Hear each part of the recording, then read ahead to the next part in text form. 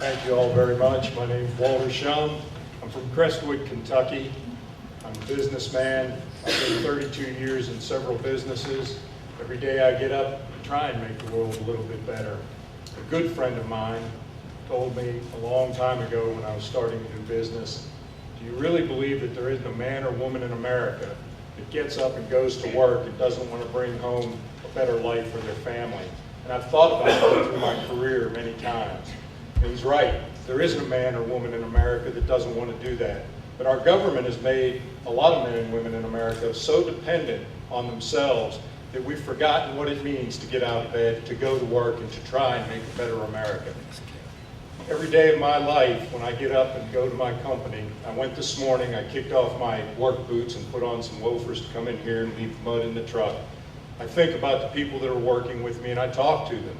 They're the lawyers, they're the car dealers, they're the car salesmen. They're doing okay, but over the last 4 or 5 years, they're not doing great. In the America I grew up in, everyone had an opportunity to do great, and people did great. The government didn't tell you how you were going to act, what company you could buy, where you could live, and so forth. Every day in my business, I see government regulation coming down in banking. Frank Dodd repressing mortgage rates. A little known fact that credit card fees and ATM fees were transferred from banks over to merchants, and now we pay the fee to the merchant, but we also have to pay the bank. There's a new office that's come down. Probably haven't heard much about it. Last year their budget was $152 billion. The Office of Financial Resources, potentially one of the most powerful government agencies ever invented. They are going to regulate and oversee banks. And the way they are going to make their money and their fee to perpetuate themselves is to charge banks fees. And the banks are in turn going to charge us. And that's the mentality in Washington today. Congress abdicated their authority of writing laws and turned it over to unelected bureaucrats who are not accountable to us, to we the people. So I think that we ought to take that back from the bureaucrats, and Congress ought to be accountable for rules and regulations.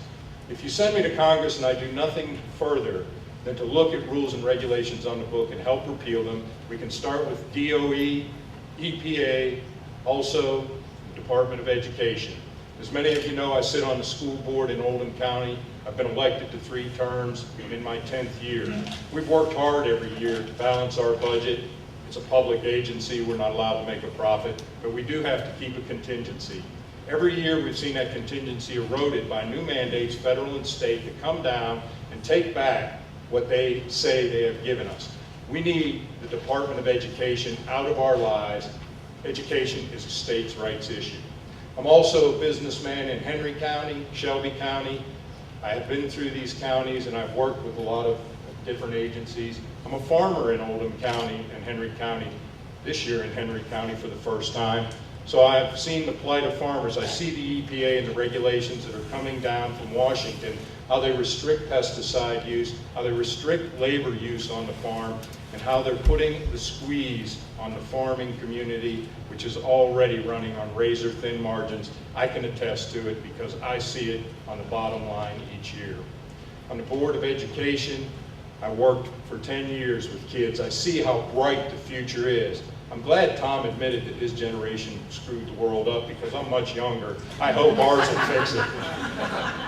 I only said that to get Tom's laugh because we are the same generation. I see how bright and talented our young kids are, and I fear for their future. I've put 5 kids through high school and college, and I see that we're not handing them the opportunity that we had. They don't have the same chance to succeed, to grow, to thrive that our generation did because of debt, the government debt, because of regulation. A businessman friend told me today that he was listening to the conversation in Europe, and now it's starting to carry over to the United States. Germany is the only solvent company in the European Union. All the other countries are talking about how they should dedicate their funds, which they save through persistence and through scrimping and through saving and sound fiscal policy. They should save the European nations so they can take that money and perpetuate the welfare state that we're trying to get to. Well, folks, I'm here to tell you that conversation has come across the ocean and it has come to America, and it's very dangerous. It's very dangerous when people in America start saying, hey, yeah, that's right. They've got money, so they should help get those people out there. That is not the America we grew up in. That's not the Republican Party we grew up in. When I moved to Oldham County 30 years ago, I went to the courthouse to register. I registered as a Republican. They looked at me like I was a nut. I've been a lifelong Republican. I made a joke last night in Walt, and I said I immigrated here from Pennsylvania. Nobody got it.